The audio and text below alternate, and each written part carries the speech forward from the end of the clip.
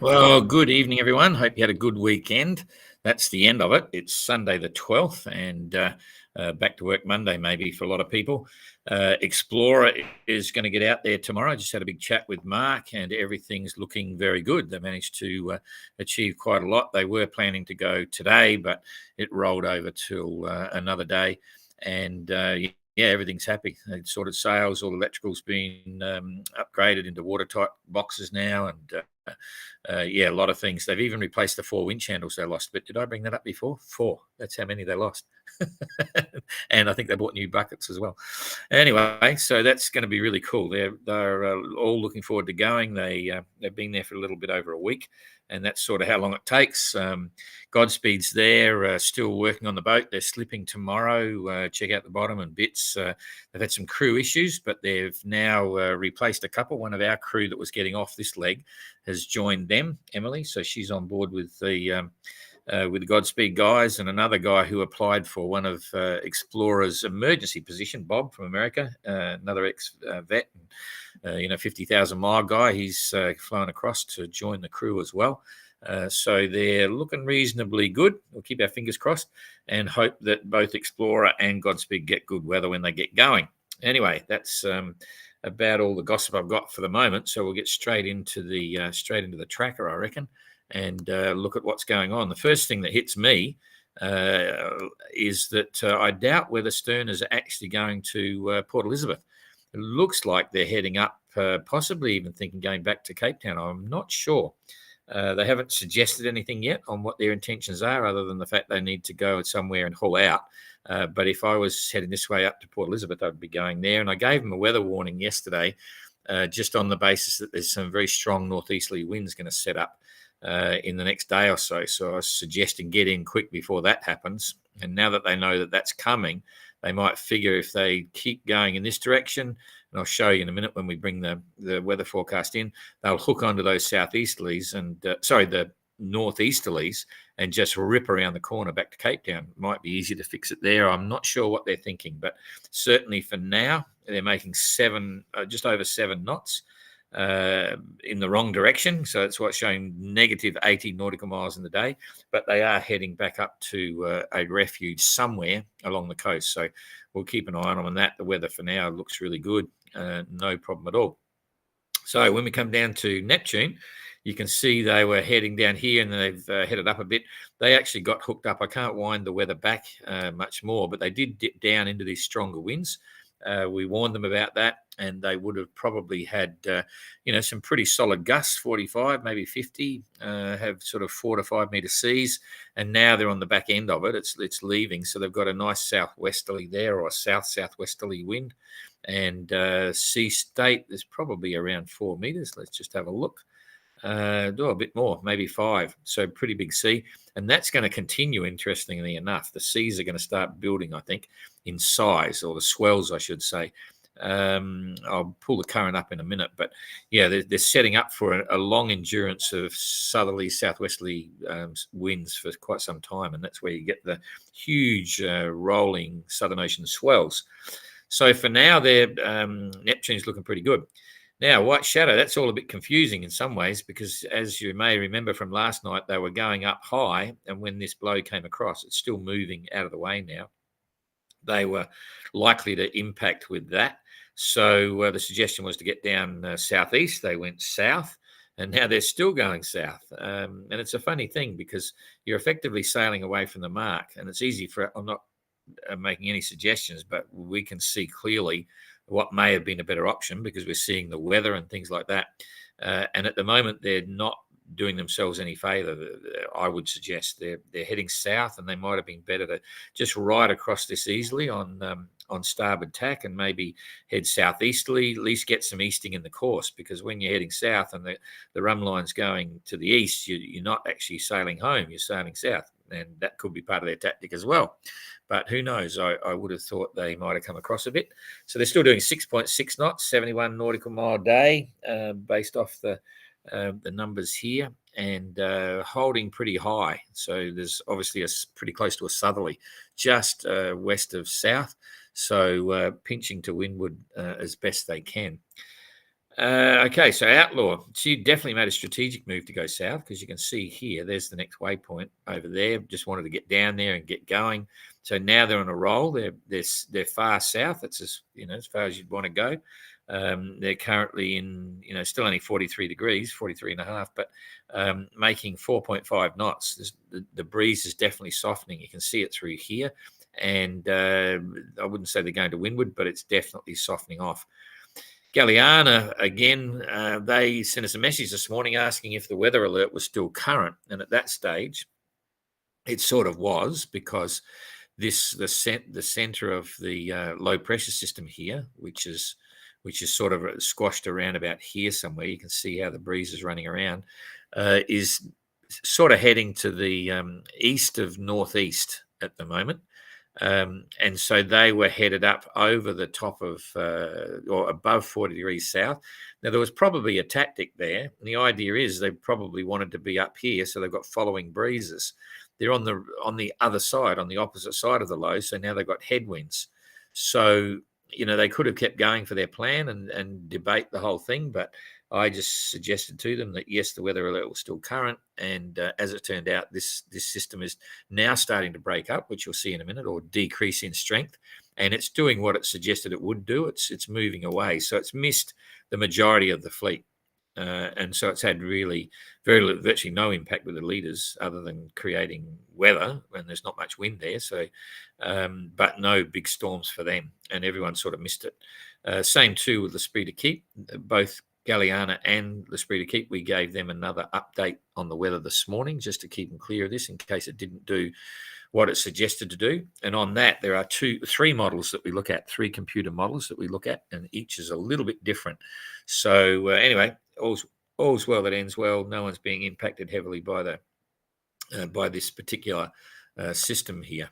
So just coming back to that, you can see Galiana currently doing 7.3 knots, and it looks like 100 nautical mile a day because they were sailing away from the run line there for a bit. Evrika and Triana are crossing tacks here. So Evrika's now still holding on starboard tack, holding pretty tight, a little bit of windward work, but probably experiencing very light winds at this time. These were at 4 o'clock UTC this afternoon. And so that's why she's only doing 4 knots, and still it's comfortable.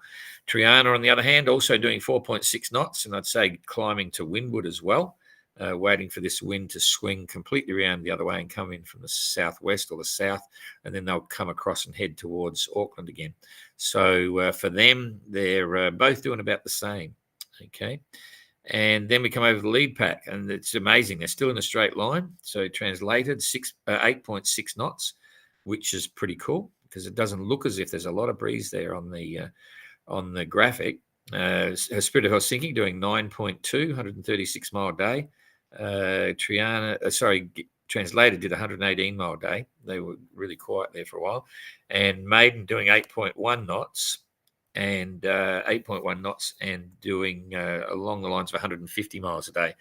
Penduic is absolutely increasing her lead, and now is first in line on us the way she was, and second in IRC. So that's pretty cool. And I think translated will be first in IRC. Yep. So the situation is pretty much in terms of positioning in the race, the way it was forming up in leg 1. So that's kind of interesting. 155 nautical mile a day for Marie and Penduic. So that's doing exactly what Penduic's meant to do. Maiden 154 mile a day, second in line on us, third in IRC, and I think Helsinki will be fourth in IRC. Yes, it is.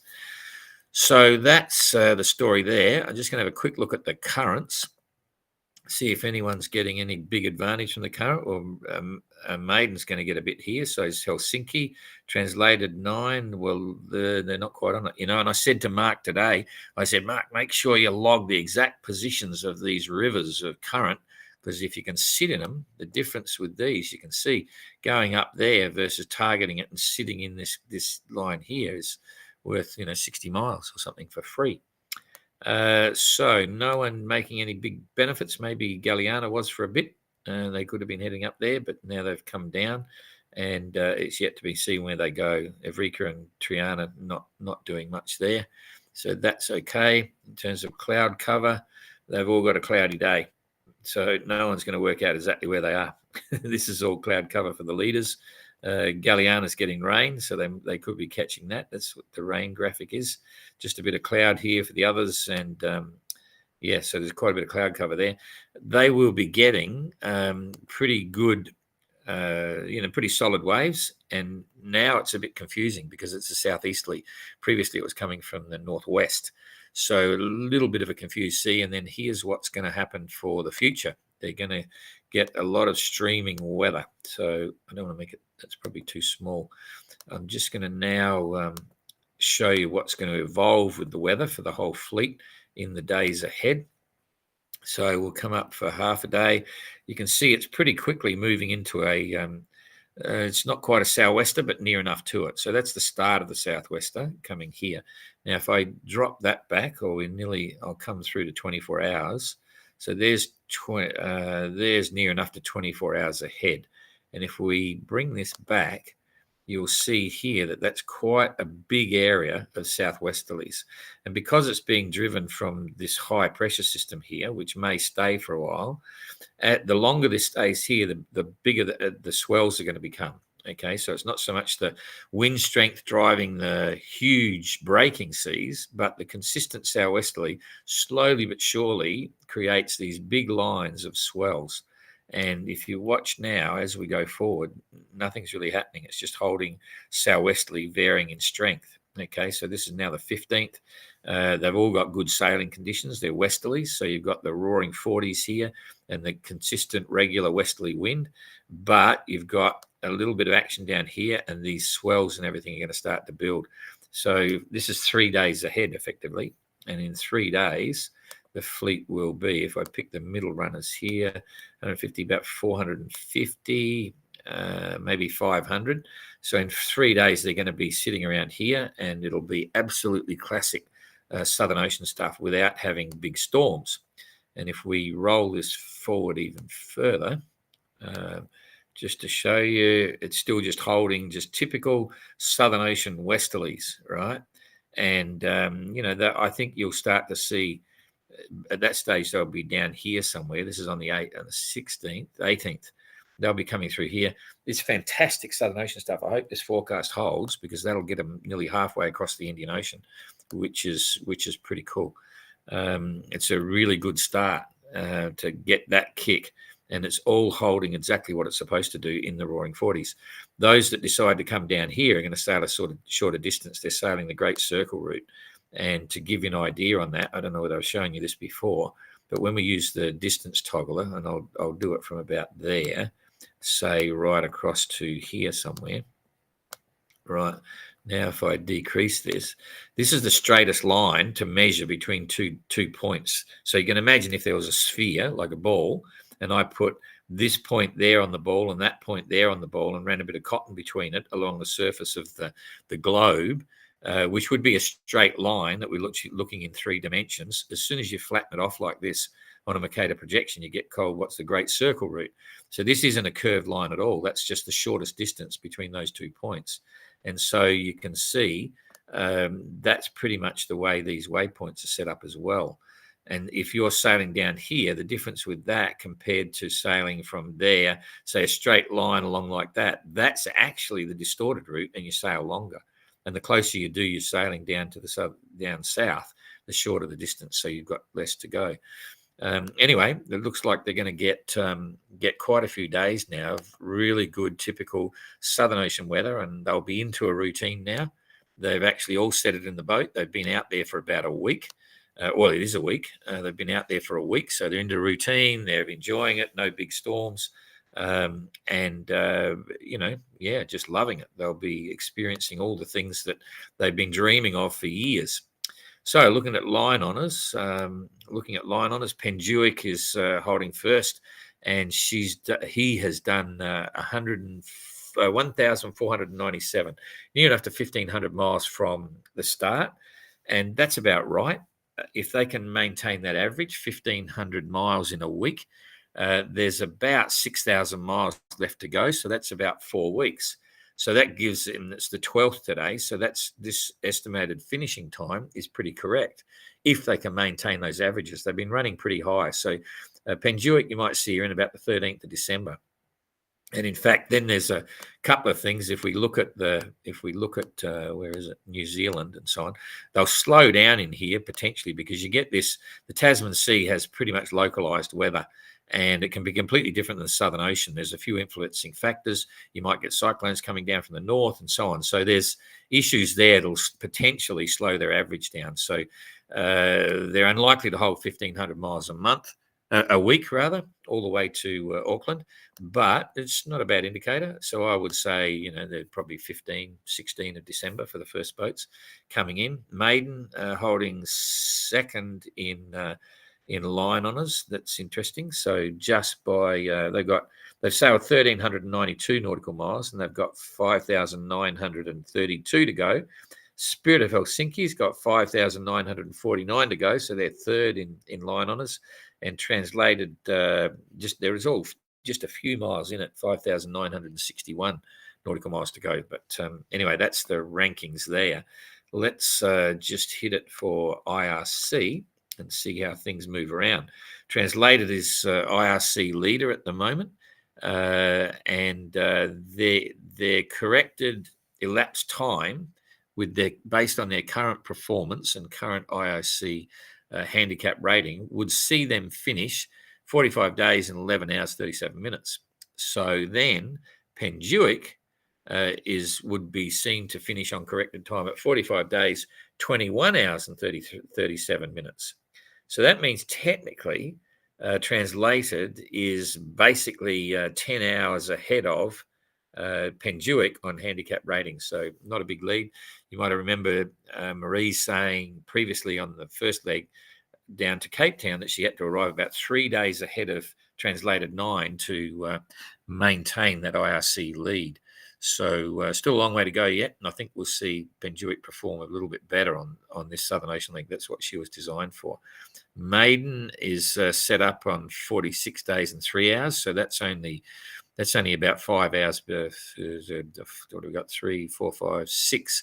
About 6 hours behind Penduic, and Spirit of Helsinki a couple of days behind. So there's a big jump there. Helsinki should be performing better under IRC, but so. And then along comes Triana.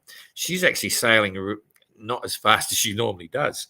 I'm surprised. She's usually hanging out there, but you can't sail fast if you don't have the breeze. So that's part of it as well. And going down the line, so Sterna's going backwards. Neptune's still there, but recovered well from her situation with checking the rudder and so on.